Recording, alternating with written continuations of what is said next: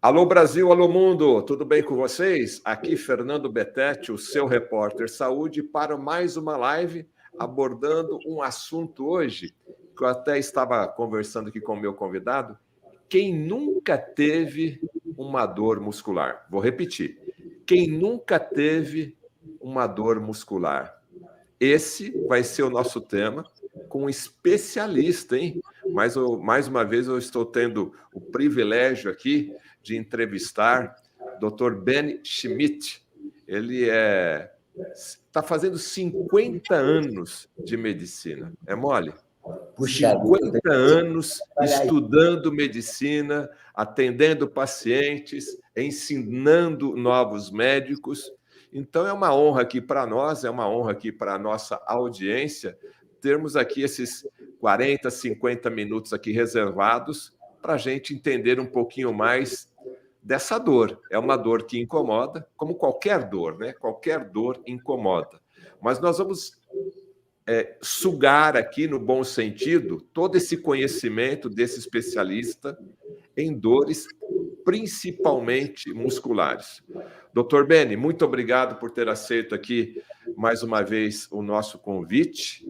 E eu gostaria de fazer a primeira pergunta, porque quando a gente estava falando em off, você me deu essa deixa, né? Quem nunca sentiu uma dor muscular? Eu vou fazer aqui um parênteses, eu vou lembrar de todos que eu tenho a minha mãe.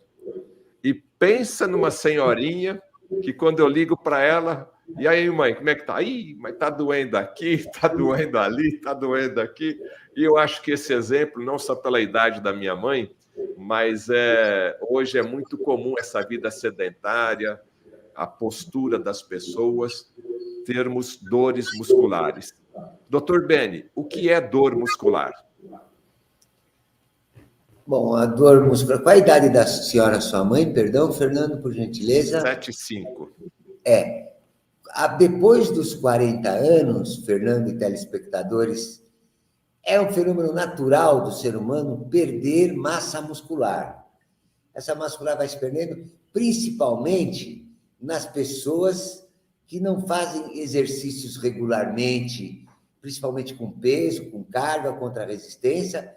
Quero deixar só um detalhe, uma mensagem, que correr não basta para manter a massa muscular, até muito pelo contrário. As pessoas correr é um belo exercício, um belo esporte cardiorrespiratório, mas ela até faz perder massa muscular. Por exemplo, um corredor de maratona, ele perde peso ao fim da maratona. Se ele for se pesar, ele vai estar pesando menos. Só para deixar claro para o teu telespectador que para ganhar massa muscular é preciso trabalhar ou com peso ou contra a resistência, trabalhar exercícios contra resistências ou manutenção dos exercícios, como acontece, por exemplo, nos praticantes de yoga. O que é uma dor muscular? Faz parte do sistema nervoso ter neurônios específicos que são sensíveis e emitem nervos aferentes ao sistema nervoso central, que percebe esse mal-estar oferecido pelas células musculares, que a gente chama de dor muscular. Pelos americanos, Fernando, em primeiro lugar, eu me esqueci de te agradecer, eu vou agradecer novamente. Eu vou agradecer em nome da Clínica de Reabilitação Brasília Medical Partners, aqui da 9 de julho, e vou agradecer em nome da Escola Paulista de Medicina, do setor de patologia neuromuscular, que hoje, Fernando, tem o maior arquivo de patologia muscular do mundo. Então, a gente está muito à vontade para falar sobre mialgia, que é o nome médico para se falar sobre dor muscular, né? Essa dor muscular, quem é que nunca teve uma dor muscular na vida? Bom, hoje na vida, com essa vida, por exemplo, nós podemos começar falando, Fernando, dessas pessoas que andam de carro, de veículo o dia inteiro, né? Os motoristas de táxi, os choferes, o chofer de caminhão, são pessoas que precisam ser as primeiras a serem orientadas a tirar uma pausa durante o seu dia para cuidar de vocês mesmos, né? Sair da posição sentada, né? Sair dessa sensação de ficar sentado no banco e dar uma caminhadinha ou fazer algum tipo de atividade física, porque senão no futuro, Fernando, essas pessoas, esses motoristas de táxi, esses choferes, vão sofrer muito na vida, porque essa dor muscular vai piorar. Pela Academia Americana de Neurologia, o que é fibromialgia? Doutor Beni, um minutinho só. Antes de você entrar nesse assunto mais específico da fibromialgia, você está dando uma dica importantíssima. Vamos repetir aqui. Então, você que trabalha com motorista de aplicativo, o famoso Uber aí, o 99, você que é motorista de táxi, você que é motorista de caminhão, que fica aí a maior parte do tempo sentado, concentrado aí na sua direção. É muito importante que ele faça uma pausa e faça um exercício. Que tipo de exercício, doutor Beni? Mais que isso, Fernando. Você, motorista de carro, você, motorista de Uber, motorista de caminhão, vocês têm que cuidar da própria saúde, tem que ser permitido, vocês têm que se conscientizar que tem que ser permitido que vocês tirem um momento do seu dia, pode ser na hora do almoço, pode ser logo ao acordar, pode ser antes de dormir, mas vocês têm que sair dessa posição sentada, como o Fernando disse, e vão procurar um educador físico. Quando a gente está com dor de dente, a gente vai no dentista. Quando a gente é motorista de táxi, motorista de Uber, motorista de caminhão, a gente vai procurar conversar com um educador físico, ou com um neurologista, ou com um neuromuscular, que conheça as propriedades mais íntimas dos músculos e perguntar que exercício é melhor para essa determinada pessoa. Não existe um protocolo, vamos todo mundo nadar, vamos todo mundo correr em volta do Ibirapuera, Fernando. É preciso que a pessoa seja examinada, é preciso levar em consideração o fenótipo dela, né? Se ela é longilínea, brevilínea, assim por diante, para se chegar a uma conclusão do que é melhor para você. E na hora de procurar um médico, eu quero dar uma dica, Fernando. Não procure um médico que tem o melhor currículo do mundo. Eu, hoje em dia, não procuraria para ninguém da minha família. Eu procuraria, sabe quem? Um médico que eu sinta de verdade que ele está preocupado com você, que ele está preocupado com a sua dor muscular, de ficar sentado o dia inteiro. Tente achar um médico que logo no primeiro contato você está sentindo que ele está realmente preocupado com você. O currículo não vale nada se não existir essa atenção desse profissional de verdade para você e que ele esteja trabalhando por um motivo que esteja além dos recursos financeiros que ele pode obter em te atender. Eu escolheria esse médico. Então, vamos lá. Como escolher um bom médico? Quais são os sinais em uma consulta que eu, enquanto paciente, esse médico é bom? Quais são, então, esses atributos de um bom médico, segundo a sua experiência? Se for bom dia, te dá bom dia. Se for da tarde, começar te dando boa tarde. Se for já anoitecer, te dá boa noite. Olho no olho. Para você, Fernando, sentir a respiração, prestar atenção em todos os seus movimentos e querer saber da sua vida, não de uma maneira de fofocagem, mas entrar um pouco na intimidade do seu dia a dia para tentar entender como você vive, de que jeito você está vivendo, o que está te fazendo mal, o que está te fazendo bem e tentar te ajudar da melhor maneira que ele puder. É assim que eu acho que a gente deve escolher um médico. Não somente pelos currículos na parede. Não, porque, infelizmente, hoje a gente vive... Eu não posso citar nomes, eventualmente, mas eu conheço um professor de uma universidade famosíssima aqui em São Paulo, e o professor se gaba de ter 3.500 artigos publicados. Meu Deus do céu! Não existe nenhum homem na Terra que escreveu, que tenha tempo para escrever 3.500 artigos. É claro que ele não participou desses 3.500 artigos. Então, infelizmente, recentemente também, Fernanda, a gente teve fraudes no próprio currículo Lattes, uma coisa que nunca poderia acontecer. Eu vou contar um caso pessoal para o teu telespectador. Eu terminei o meu currículo, fiquei tão feliz, depois de 1 ano trabalhando, consegui terminar meu próprio currículo. E o que eu fiz ao terminar? Eu falei, bom, meu currículo está no currículo Lattes, não preciso mais me preocupar, peguei todos os meus trabalhos e joguei fora, porque eu não queria acumular papel dentro da minha própria residência. Pois não é que passou 2, 3 meses e deu pane no currículo Lattes do Brasil, por uma fraude, por um hacker, não sei o quê, e eu tive que pedir para todas as minhas meninas da Escola Paulista para irem atrás de cada periódico publicado fora do país para eu poder reunir de novo o meu currículo Lattes. Olha só. Bom, estamos falando aqui com o Dr. Benny Schmidt, ele fez aqui um breve parênteses dando uma dica de como que você pode e deve procurar um bom médico. Voltando para a dor muscular, o doutor ia entrar aqui na questão da fibromialgia. Toda dor muscular já é fibromialgia? Não, pelo contrário, Fernando. A fibromialgia, que entra e sai da moda, muitas vezes na literatura, tem época que só se fala em fibromialgia, tem época que eu ia em congresso e só vinham me perguntar o que dava biópsia muscular no fibromialgia, e tinha época que eu ia em congresso e nem se citava o nome de fibromialgia.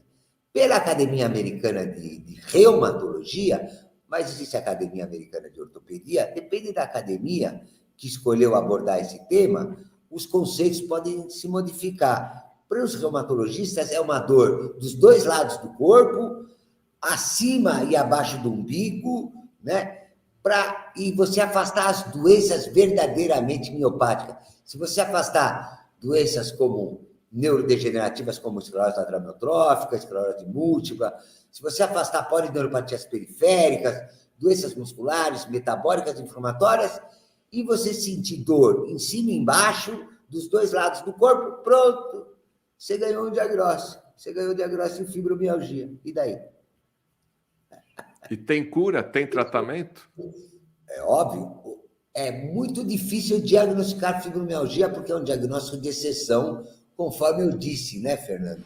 Mas é muito fácil a gente tratar uma dor muscular simples que não esteja acompanhada de uma doença grave, como uma esclerose múltipla, como uma esclerose lateral amiotrófica. Se for uma mialgia, por exemplo, Fernando, por exemplo, telespectador, uma pessoa que se excedeu nos exercícios físicos, ou que foi querer nadar demais, ou foi querer correr demais, eu estou muito apaixonado na prática do surf, viu, Fernando? E eu vou te dizer, quando eu abuso, quando eu faço 2 quedas, de noite eu sofro de dor muscular. Então, uma das principais causas de dor muscular é aquilo que se chama em inglês overuse, né? É usar em demasia o músculo num curto espaço de tempo. O que, de certa forma, é natural, né? E é uma questão, uma ocorrência natural, e essa é uma dor fácil de tratar, basta que a gente pare de fazer essa sobrecarga muscular, a gente não consegue ser mais daquilo do que a gente é, genética e fenotipicamente falando. Então, as dores musculares, a gente não deve procurar logo de cara uma farmácia e tomar um analgésico, um antimiálgico. É isso que eu ia te perguntar, só para a gente ser didático aqui. Em que momento o paciente, a pessoa, deve procurar a ajuda de um profissional? Porque às vezes eu acordo com uma dor ali no músculo e depois eu até esqueço e passou. Quais são os sinais? Opa, agora eu preciso procurar um profissional da área da saúde. Pois, muito boa essa pergunta, Fernando. Muito interessante, vai dar oportunidade de eu responder e ajudar teus telespectadores. Quando a gente deve ir no médico? Quando essa dor muscular não passa, quando ela já dura mais de 2, 3 meses, ou quando ela muda muito de lugar, às vezes quando ela está disseminada pelo corpo inteiro, e quando ela incomoda o meu sono, por exemplo, são momentos em que a gente deve procurar um profissional neuromuscular, ou um neurologista, ou um ortopedista, enfim, mas procurar alguém que saiba tratar das mialgias. E nesse caso, doutor Benny, é comum, da cultura do brasileiro, porque em cada esquina você encontra uma farmácia hoje. E você vai procurar lá um remedinho, né, um analgésico ali, para dor muscular, no caso. Isso é muito ruim, né, doutor? Porque além de ele mascarar a dor, ele causa outros problemas. Eu queria falar um pouco sobre automedicação e seus efeitos colaterais em relação à dor muscular. Automedicação, jamais, telespectador. Automedicação, jamais, telespectador. Né? Nós fomos bombardeados por toda a imprensa mundial com centenas e centenas de medicamentos diferentes, e muitos deles possuem efeitos, como o Fernando disse, colaterais, e o possível alívio da dor muscular será simplesmente provisório, né? Você não vai estar tratando propriamente da sua dor muscular, mas a gente sempre deve procurar, para isso que os médicos existem, né? A gente deve procurar os médicos quando a gente está realmente sofrendo e está precisando da opinião de uma pessoa que dedicou a vida a ajudar os outros praticando medicina, né? Mas a automedicação a gente deve esquecer. A indústria farmacêutica já é poderosa demais, ela já manda no mundo inteiro, manda acho que até em outros planetas, viu, Fernando? Algo me diz que a indústria farmacêutica manda em Plutão, manda em Vênus. Tem uma indústria farmacêutica atual que está comprando tudo quanto laboratório agora, né? As indústrias farmacêuticas, elas querem ter, eu já escrevi isso em livros não acadêmicos de medicina, escrevi num livro que eu publiquei chamado O Médico, escrevi também num livro de amor que eu dediquei à minha esposa, Patrícia Cartas de Versos para a Mulher Amada. Aliás, toda a direção do seu programa vai receber todos os livros que eu pedi para o nosso assessor de imprensa entregar para vocês, e eu espero que vocês gostem daquilo que está escrito, porque eu não me envergonho de nenhum dos livros que escrevi. Mas um dos livros está escrito assim, Fernando, desculpa a demora: numa terra que é finita, a indústria farmacêutica não sossega. Ela quer mais, ela quer mais, ela quer mais, ela quer mais. Ela quer ter um lucro infinito numa terra infinita. Como se toda a felicidade do mundo dependesse do infinito dessa quantidade de dólares, de euros ou de sei lá o quê, né? Eu acho que a parte financeira da vida, Fernando, desculpa, faz parte da nossa inteira felicidade, né? A nossa felicidade é um conjunto de coisas, né? Que a gente conquista, o que a gente ganha, o que a gente herda, de dons, e aí, assim, se forma aquilo. E também saber que a felicidade, ela não dura todos os segundos da nossa vida. Todos nós, do mesmo jeito que eu te perguntei logo no começo em off, quem nunca teve uma dor muscular? Quem nunca passou um momento triste na vida, né? Quem nunca passou uma situação difícil na vida? Então, eu acho que a felicidade é esse conjunto. Vamos voltar. É um momento de reflexão aqui do Dr. Beni. Aproveitando, voltando, né, para a questão da dor muscular, a gente estava falando da automedicação e dos efeitos colaterais. Mas a nossa audiência já está perguntando, a gente vai participando com a audiência aqui, né? Muita gente tem feito bloqueio para a dor, ou seja, aquela dor está se tornando insuportável, tomou vários remédios e está fazendo bloqueio. Vamos explorar um pouco esse assunto aí, doutor Beni, que o senhor é um profundo conhecedor, e qual que é a sua interpretação desse bloqueio? Eu vou exagerar, tá, Fernando? Perdão, telespectador, que eu não vou nem saber o nome. Você me desculpa, mas só para eu mostrar para você o arrazoado e a maneira de pensar. Você já imaginou, Fernando, se eu tivesse com uma dor insuportável no meu dedo indicador, eu poderia acabar com ela, a gente poderia pensar cortando o dedo indicador, né? Então, a gente sempre na medicina tem que procurar a conduta mais clínica, menos cirúrgica possível, fazer o menos para conseguir o mais. E é esse o pensamento que o bom médico e o bom profissional deve ter. Ele tem que agir o mínimo e conquistar o máximo, né? Fazer um bloqueio por causa de dor é um exagero, é uma atitude exagerada, e tem maneiras mais simples da gente controlar essa dor, dependendo do lugar onde ela está e dependendo de todo o contexto que a pessoa está vivendo. Quero dizer, Fernando, que que nós não estamos numa época boa para falar de felicidade, nós não estamos numa época boa, essa nossa entrevista não é uma época muito boa para falar de dor muscular, porque nós estamos numa época que as pessoas, eu vejo muitas pessoas hoje em dia que estão com preguiça de levantar de manhã, que estão com preguiça de acordar para viver um novo dia. Meu Deus do céu, eu sou um arauto da vida, eu sou um arauto, eu agradeço a Deus todos os dias da minha vida que eu vivi e que eu espero viver e que viverei, e que a vida tem que ser considerada uma coisa extremamente sagrada. E tem muita gente hoje, por toda essa bagunça que está acontecendo, que tem medo de acordar, tem medo de sair, sabe, Fernando?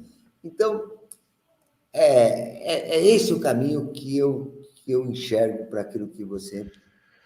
Mas, doutor Beni, eu vou ter que te apertar um pouquinho mais aí dessa questão do bloqueio, porque quando o paciente, nessa relação médico-paciente, e o profissional coloca essa posição para ele, olha, podemos fazer um bloqueio. Você me disse agora há pouco que talvez teríamos soluções mais simples, mas quando chega nesse ponto do bloqueio, ou, pelo menos a informação que eu tive, tá? Ou você faz o bloqueio, ou você faz a cirurgia.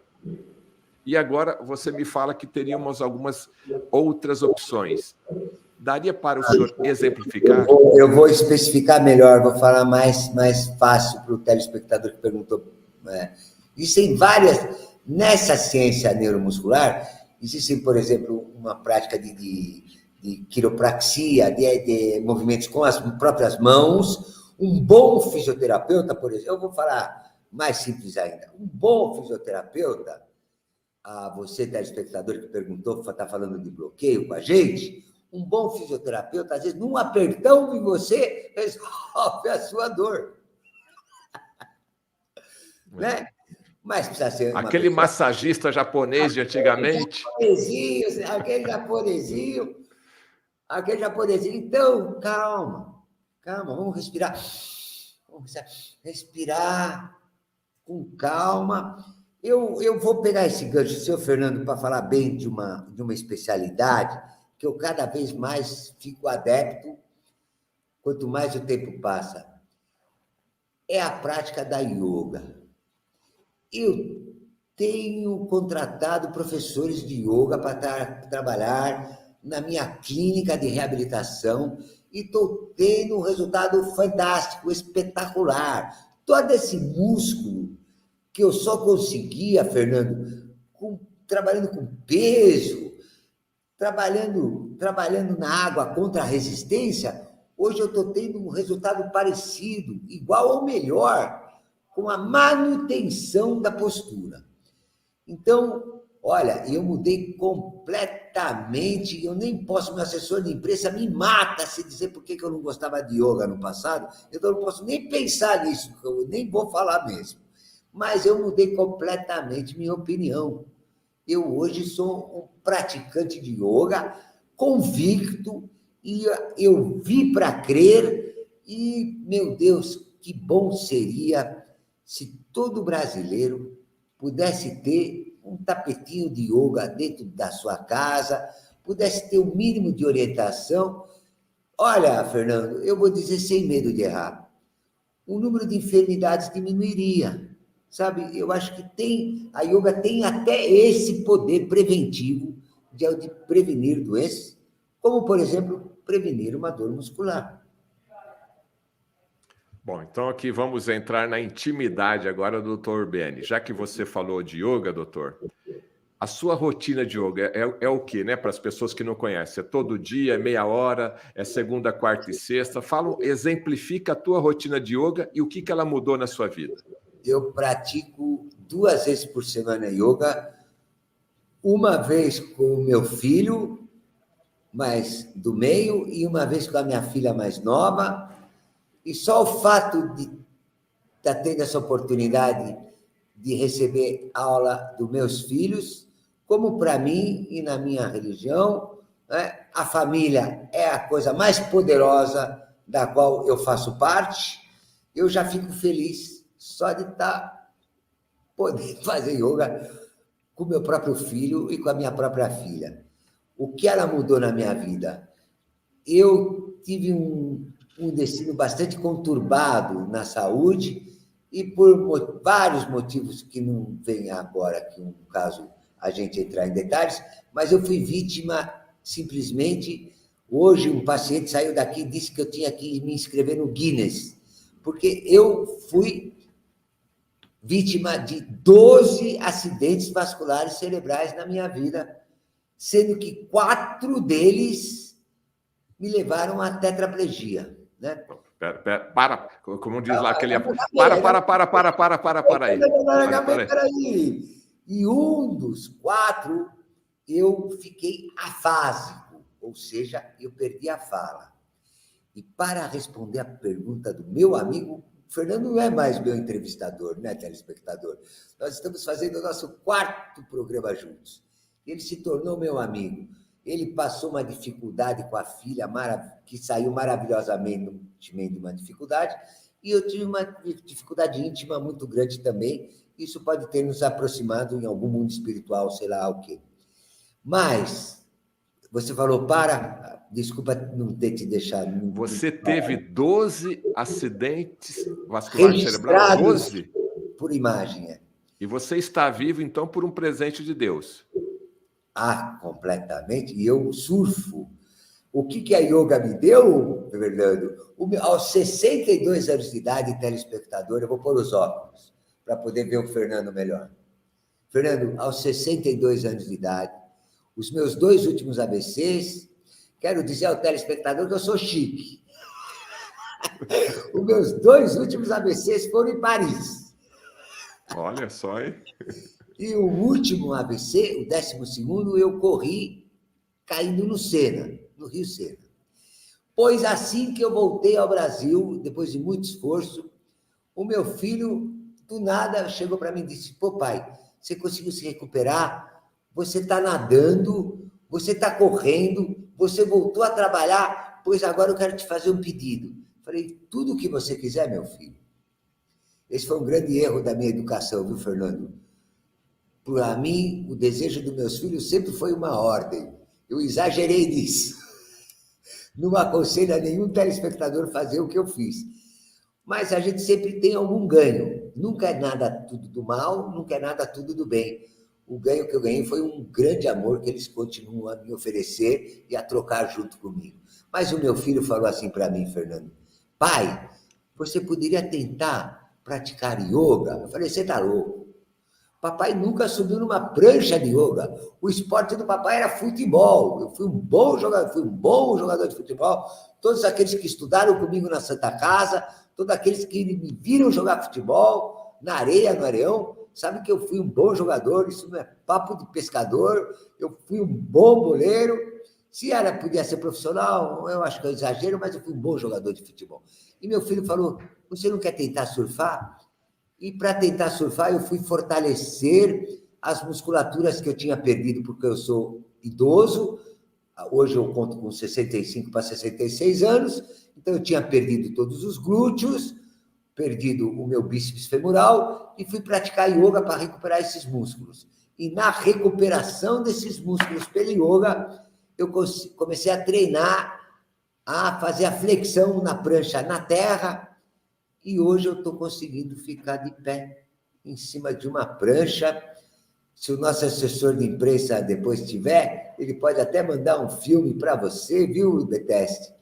De eu surfando numa praia aqui em São Paulo, que existe hoje em dia de ondas artificiais, que chama Praia da Grama, e aí ele poderia encaminhar posteriormente a você. Mostrar a prova.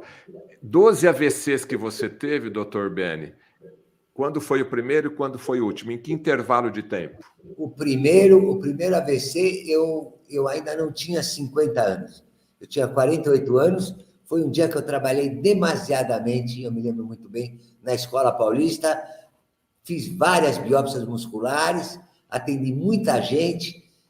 Para o teu telespectador saber, a Escola Paulista de Medicina tem um setor de doenças neuromusculares que atendeu ao longo da nossa vida, minha e do Acari. O Acari é atualmente o chefe da neuromuscular da Escola Paulista de Medicina há algum tempo, e nós atendemos, passaram por nós passaram pelo nosso setor 1 milhão de pessoas. O que mais falta no nosso país, Fernando, é instrução, é dizer guia, uma orientação. Então, nós tivemos essa honra de ter vivenciado essa alegria de poder ter ajudado cadastrados, essa 1 milhão de pessoas são cadastradas no setor, na Embaú 67, no setor de patologia neuromuscular da Escola Paulista de Medicina. Então, isso é um orgulho muito grande para nós poder termos ajudados toda essa imensidão, porque no Brasil existem muito poucos centros de reabilitação, Fernando, e muito poucos médicos estão habituados a lidar com doenças neuromusculares e, propriamente, até mesmo com as diferentes tipos de dores musculares. O que me impressionou é que, num desses AVCs que o doutor relatou, você ficou sem a fala e depois conseguiu recuperar? Cantando. Porque eu aprendi trabalhando que as pessoas com AVC que eu atendi, eu comecei a perceber que a fono, eu adoro as fonoaudiólogas, adoro essa profissão, adoro os fisioterapeutas, porque eu acho que muitas vezes na medicina, os físios, os fonos, os terapeutas ocupacionais são muito mais importantes do que os médicos. São eles que mexem no corpo dos outros, são eles que fazem a prática. Então, eu tenho um respeito e uma admiração muito importante por todos vocês, físios brasileiros, TOs brasileiros e fonoaudiólogos. Só que, em termos de recuperar a fala de uma criancinha com encefalopatia crônica não progressiva, ou paralisia cerebral, falando em português mais claro, eu aprendi que estimular essas pessoas, ou idosos velhinhos que tiveram AVC, ou essas crianças que nunca falaram, a cantar, ajuda eles a recuperar a fala, ou adquirir a fala. O homem, pela razão divina, o homem nasceu pronto. Pelos cientistas, o homem é a teoria de Darwin, né? Nós viemos dos símios, mas pela teoria científica, muita gente tem muita fé e acredita que o homem primeiro cantou para depois começar a construir palavras. E foi pensando nisso que eu tive a ideia, uma época da minha vida, de usar o piano e usar todas as nossas musicoterapeutas que a gente tem aqui na clínica, e os nossos pacientes afásicos cantam, as nossas criancinhas com PC cantam, emitem sons, e foi assim que eu, pessoalmente, recuperei minha fala, cantando. Estamos conversando aqui com o médico Dr. Ben Schmidt, e que está dando uma aula aqui para a gente, não somente de fisiologia muscular, mas também de história de vida, né? Ou seja, ele também foi paciente, sofreu aí 12 derrames, né? Que é o linguajar popular, e está aqui nos ensinando um pouquinho mais aí sobre esse assunto muito importante que é a dor muscular. Já que você está abordando aí os colegas, né, a fisioterapia, fonoaudiólogas e fonoaudiólogos também, né? Eu queria que você me falasse da importância do Pilates. Você me falou que yoga é muito bom. E o Pilates? O pessoal está perguntando aqui do Pilates. Eu acho que o Pilates é um pouco... Olha, eu vou falar, mas eu não sou habilitado a falar de Pilates, eu não sou um professor de Pilates, eu posso falar de dor muscular, porque nós temos o maior arquivo do mundo de patologia muscular. Eu não posso falar com categoria, imensa categoria, mas me parece, eu vou falar o que me parece daquilo que eu vejo aqui na clínica, nós temos professores de Pilates. O Pilates é uma manobra interessante, mas ela é menos abrangente que o yoga. O yoga utiliza um número de músculos muito maiores e tem um resultado melhor do que a prática do Pilates. O Pilates é mais importante, por exemplo, eu acho que para certas moças que estão preocupadas com a estética, com bumbum, mas eu acho que a yoga, no ponto de vista médico, do ponto de vista enfermidade, ele tem um resultado superior e ele é mais abrangente. Fernando, mais abrangente. Tá. Falando em dor muscular, nós estamos vivendo um momento na humanidade que todo mundo aí está ciente, que é essa pandemia. E um dos efeitos pós essa doença, que eu até vou evitar de falar aqui por causa da plataforma que está censurando tudo nesse mundo, são dores. A pessoa pegou aquela doença de um jeito ou de outro, e hoje, principalmente essa variante, né, que se fala, está deixando sequelas de dores musculares. Você tem acompanhado isso aí no seu centro de estudos? O que você avalia desse pós-doença? Eu atendi vários pacientes com Covid, mas por ser médico humanista, conforme eu disse, de tentar sentir a pessoa, conhecer, eu prefiro tratar o ser humano do que tratar um diagnóstico. Eu não me lembro de ter internado, viu, Fernando, nenhum paciente com Covid no hospital. Agradeço a Deus ter tido essa oportunidade. Todos os pacientes que passaram por mim com Covid foram medicados com inteligência e que hoje estão por aí seguindo a sua vida, que eu volto a repetir, é a coisa mais sagrada que a gente tem. E falando todas essas coisas, eu esqueci o que eu tinha que te falar, Fernando. Você poderia repetir? É que uma das sequelas dessa doença, o pessoal tem reclamado muito, né? Pois é, então precisa saber a sequela, se ela é difícil, sabe, Fernando? Porque existem vírus que têm tropismo pelo tecido muscular, que caracterizam um capítulo das miosites, das doenças inflamatórias musculares, como, por exemplo, as miosites virais, né? Por exemplo, o alcoólatra crônico, numa tese feita na Escola Paulista de Medicina, ele tem muita propensão, um alcoólatra crônico de muitos anos, ele tem propensão a cursar um dia um determinado vírus e fazer uma miosite viral. O Covid, é muito difícil a gente falar sobre o Covid, o quanto o Covid pode ter tropismo pelo músculo. Ter tropismo é entrar dentro da célula muscular e causar inflamação muscular e causar uma miosite. Tudo que acaba com it é inflamação. Sim. Doença inflamatória no músculo, miosite. Doença amigdalite. Então, o prefixo it designa sempre uma inflamação. Agora, é muito difícil para um patologista como eu, não pode fazer autópsia, telespectador. Não pode, não, não. A autópsia, desde a época de Galileu, vou pôr os óculos, Fernando, para ficar bem sério o que eu vou falar. A autópsia é a coisa mais importante da medicina, era a coisa mais importante. O meu grandioso professor Walter Edgar Maffei, o maior patologista da história do Brasil, dizia para todos os seus alunos, é na sala de autópsia que a gente pode reconhecer os nossos erros médicos em vida. É na sala de autópsia que se aprende medicina, porque a base da medicina é a anatomia patológica, não é a genética ainda. A genética, eu quero crer até, que no futuro, com cada vez maior número de genomas realizados em várias populações, em várias etnias pelo nosso planeta, a genética pode compor com a anatomia patológica a base da medicina. Mas, por enquanto, ela continua sendo anatomia patológica morfológica e microscópica. Querido Fernando Betete, sem autópsia, me perdoe, tudo que eu disser não será nem muito verdadeiro e nem muito falso, porque a gente está falando sem enxergar, sem ver.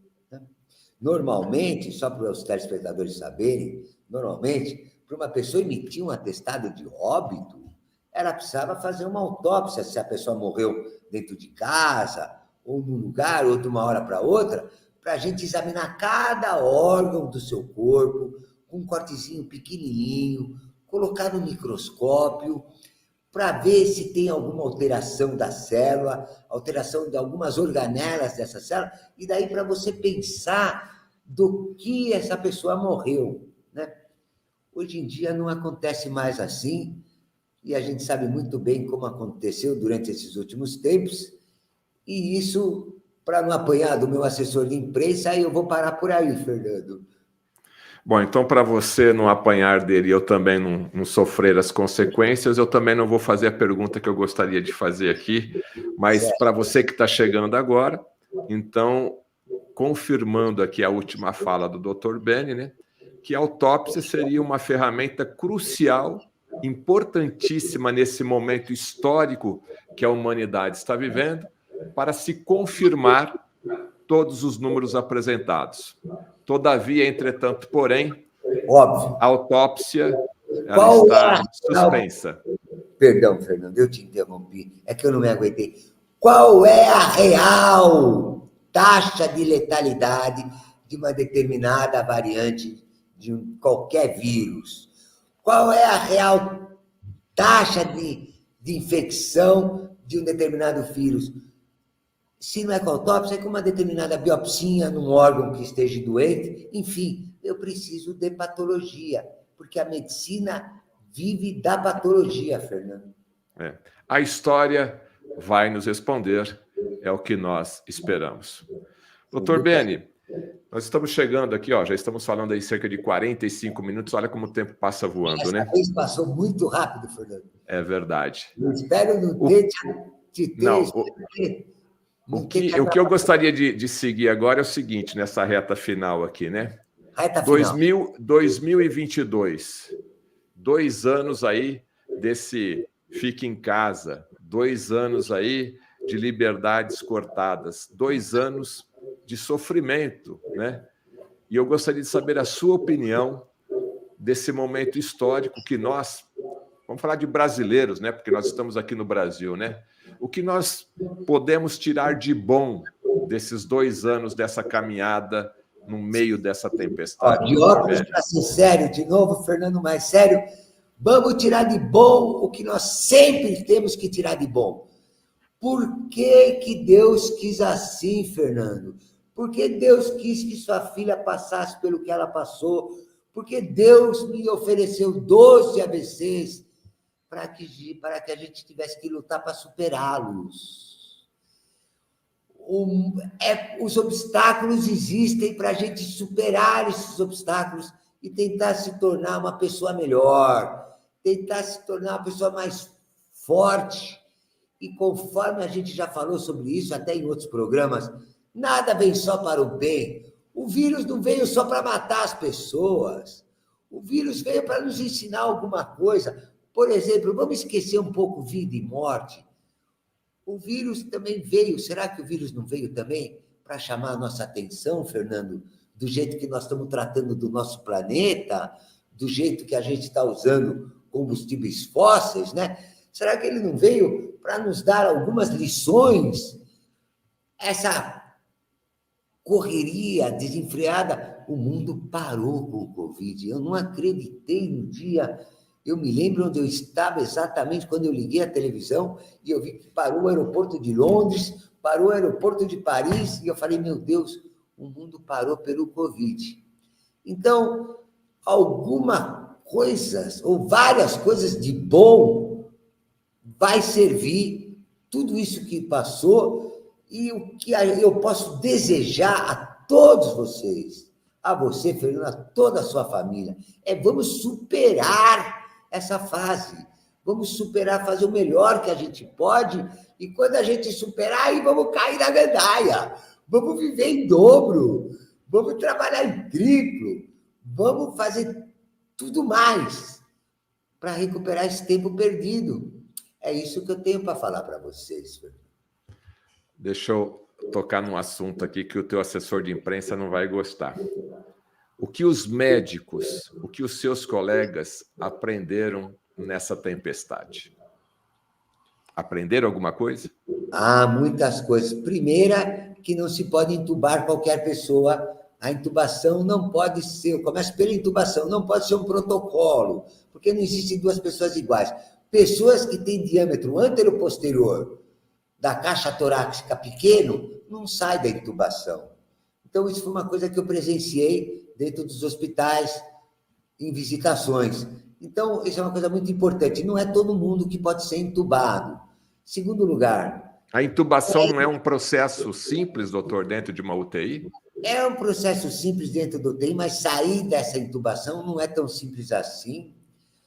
E outra coisa que os médicos devem ter aprendido, né? Sobretudo os epidemiologistas, os cardeais das moléstias infecciosas, que os médicos não podem nunca deixar de ser humildes, não podem perder a humildade. A gente não é Deus. Quem criou o mundo foi Deus. Aliás, nós não criamos absolutamente nada. O nome do laboratório que o meu pai, o introdutor do teste pezinho no mundo, era Lavoisier, e que dizia: nessa vida nada se cria, nada se perde, nada se ganha, tudo se transforma. Então, é o momento perfeito, Fernando, para os meus colegas, para mim também, lógico, de ficar humilde, porque nós fomos incompetentes em achar, por exemplo, um antiviral que pudesse abranger o maior número de pessoas mais facilmente, sem tanto estardalhaço, sem tanta difusão de terror e de horror. Nós fomos incompetentes de descobrir ou de evidenciar ou de se manobrar um antiviral que pudesse nos resolver sem precisar de uma internação, por exemplo. E a gente, conforme eu disse, vamos prestar atenção. É verdade que a política sempre impera no mundo inteiro, mas eu vou dizer uma coisa para vocês, como paulistano: eu nunca vi um verão como eu estou vendo no verão de 2022. Aqui não fez verão, Fernando. Isso não é normal. Eu já estou chegando no 66. É um fato científico. Que verão é esse? Isso me faz voltar sempre a pensar: será que essas pessoas que andam chamando a atenção de todos os cientistas do mundo para a maneira como a gente está tratando do planeta, para a maneira como a gente está lidando com o lixo do planeta? O lixo é um problema muito sério, Fernando, e atualmente, agora nós temos que tomar muito cuidado com uma nova infecção que vem por aí, por falta de saneamento básico e que está aumentando aqui em São Paulo. Tomem cuidado aí na região de vocês, que é a nova aumento da incidência da dengue, né? Tem muito cuidado com a dengue. É verdade que a dengue mata muito de vez em quando, não é uma doença letal normalmente, mas ela é horrível. Quem teve dengue sabe. Já que hoje o programa foi de dor muscular, olha, eu vou dizer uma coisa para vocês. Eu fiz uma tese na Escola Paulista de Medicina que explicou por que a dengue cursa com tanta dor muscular. Porque ela faz isquemia muscular, ela compromete a vasculatura intramuscular. É a tese da Suzana Melheiros, que foi aluna da Escola Paulista de Medicina, tese de doutorado. Então, é muito ruim ser paciente de dengue. Então, vamos tomar cuidado com a dengue, vamos tomar cuidado para tentar evitar as zonas endêmicas de dengue. É uma mensagem, outra mensagem que eu deixo para vocês. Então, doutor Beni, o que você está convidando a gente aqui nesse momento de turbulência, nesse momento de pandemia, é fazer um exercício de reflexão, apesar desse cenário, né, grotesco, esse cenário de terrorismo, esse cenário de morte, é a pessoa fazer um exercício de reflexão e realmente aprender, crescer com essa dor. Crescer, meu Deus do céu, quando a gente fica na minha idade, Fernando, você está longe, quando a gente fica na minha idade, muita gente já morreu, meus pais já morreram, parentes já morreram. Se eu parar o programa para ficar pensando em quem morreu, que pensamento que vai vir à minha mente? Coisas tristes, não é verdade? Então a gente tem que ser inteligente na vida. Na vida, telespectador, a gente tem que sempre ir em frente. Vamos em frente. Então é muito mais nobre lutar, tentar passar por esse obstáculo, recuperar a vida de outrora e viver da melhor maneira possível. Eu acho isso muito mais nobre, né, Fernando? Doutor Beni, vou deixar aqui o espaço para a última pergunta. Eu sei que o senhor é um apaixonado pela vida, é um apaixonado pela sua família, é um apaixonado pelo seu pai, quem implantou, né, quem descobriu aí o teste do pezinho, uma importância fundamental, e também eu sei da sua religião. E eu gostaria que o senhor deixasse uma mensagem aqui para toda a nossa audiência, nesse momento, praticamente que o ano de 2022 está começando, e o que nós podemos esperar, então, de 2022, ou melhor, o que nós devemos fazer, para que, ao chegar no final de 2022, todos nós estejamos mais felizes. Considerar a vida sagrada. Se cada um de vocês der o melhor de vocês, se cada telespectador agora fizer o melhor que pode, melhore a sua conduta dentro da sua própria casa, melhore se você, o seu carinho com a sua própria esposa, melhore ainda mais o carinho com os seus filhos, melhore com as pessoas, quem tem funcionários dentro do lar, domésticas. Vamos melhorar a condição humana. Olha, nada deixa ninguém mais feliz nessa vida, Fernando, do que ajudar os outros. As pessoas precisam parar um segundo para pensar.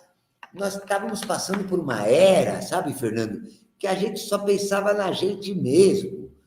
Quem sabe que tudo isso que está acontecendo é para a gente tentar abrir os olhos de uma maneira espiritual, porque é um sentimento, graças a Deus, que agradeço a Deus ter me dado essa oportunidade, eu tenho a oportunidade sempre de estar ajudando alguém, e isso me deixa mais forte, me deixa mais feliz, e vamos aproveitar essa fase, esse momento da vida, para pensar mais nos outros.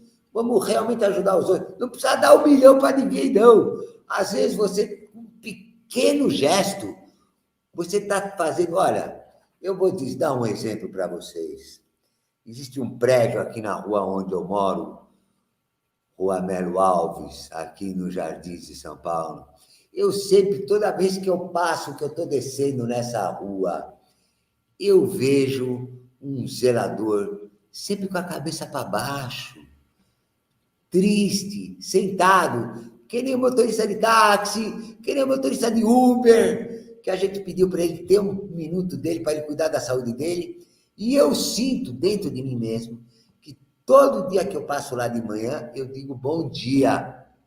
Toda vez que eu passo lá de tarde, eu falo boa tarde para ele. Às vezes eu passo de bicicleta, eu venho trabalhar aqui na clínica de bicicleta, e quando eu passo de noite, passeando com meu cachorro, eu digo boa noite. Eu sinto, sabe o quê, gente? Eu sinto que ele fica feliz com essas palavras. Não precisa ser $1 milhão, $1 milhão, não precisa ser indústria farmacêutica, não. Ou, às vezes, um simples bom dia, às vezes um simples boa tarde, às vezes um simples boa noite, às vezes que está esperando uma palavra boa de alguém. Deve ser muito triste a gente passar o dia inteiro e não escutar uma palavra boa de ninguém, né, Fernando? Eu deixo essa minha mensagem para vocês, final. Vamos fazer bem aos outros.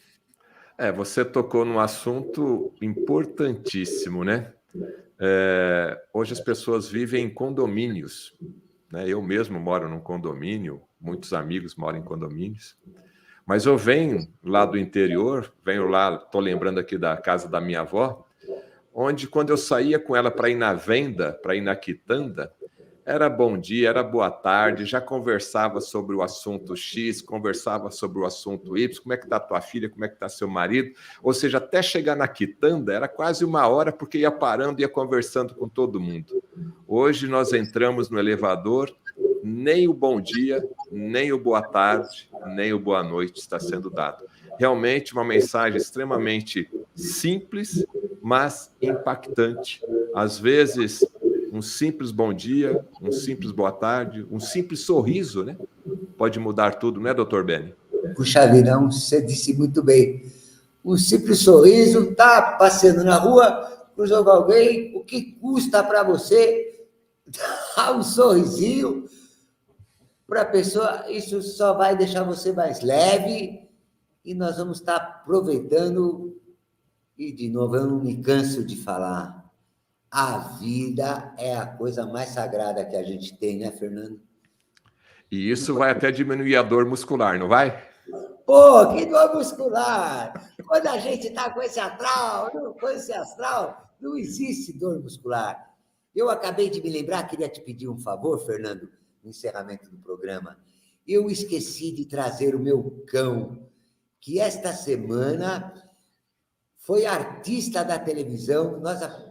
Ele chegou? Ai, Fernando, Posso mostrar o que me ajuda? Pode. Não chegou. Você permite? Qual que é o nome dele? Não vai ter dor muscular para ninguém. E acho que nenhum telespectador seu vai deixar de amar. Como que ele chama? Ele chama Bailey, daquele filme. Bailey. Bailey, B de bola. Daquele filme que os cachorros eles movem e ressuscitam. Eu vou buscar meu cão. Vocês me dão Vamos lá. Vai lá que eu vou dar o recado aqui do canal. Doutor Beni vai lá pegar. Você está assistindo aqui o canal do Fernando Betete, uma entrevista aqui fantástica com o Dr. Beni Schmidt. Estamos falando sobre dor muscular. Estamos falando muito mais do que dor muscular. Se você gostou, deixe o seu like aqui. Por favor, também se inscreva no canal do Fernando Betete. Se você está gostando aqui do nosso bate-papo, não é verdade?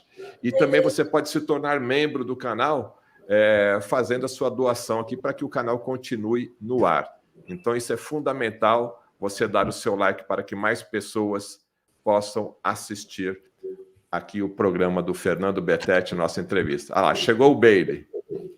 Esse é o Bailey, Fernando Betete. Ah lá. Ele está com 10 meses. Ele é um cachorro que ajuda muita gente principalmente com as crianças. E eu não poderia sair de um programa seu sem te apresentar uma coisa que é tão querida na minha vida, como se fosse um próprio filho meu. Ele dá uma latida para o nosso... E a relação com o animal é gloriosa, né, doutor? Gloriosa, e essa raça, o Golden Retriever, ele é um cachorro que interage muito, né, com as crianças. E quisera se eu fosse da indústria farmacêutica, eu daria um Golden Retriever para todo mundo que estivesse precisando de alegria e precisando de saúde. Eu doaria de presente. Se eu fosse, eu daria para vocês um Golden Retriever para cada um de vocês, e eu não digo isso da boca para fora. Tá aí uma sugestão, então, para você que gosta de animais, para você que gosta de conviver com animais, para você que respeita as pessoas que gostam de animais. É a sugestão do Dr. Beni. Para você que nos assistiu até agora, quero agradecer mais uma vez a sua valorosa audiência. Muito obrigado. E nós nos encontramos aí na próxima live. Dr. Beni, muito obrigado. Até a próxima. Agradeço você a oportunidade. Até a próxima, Fernando.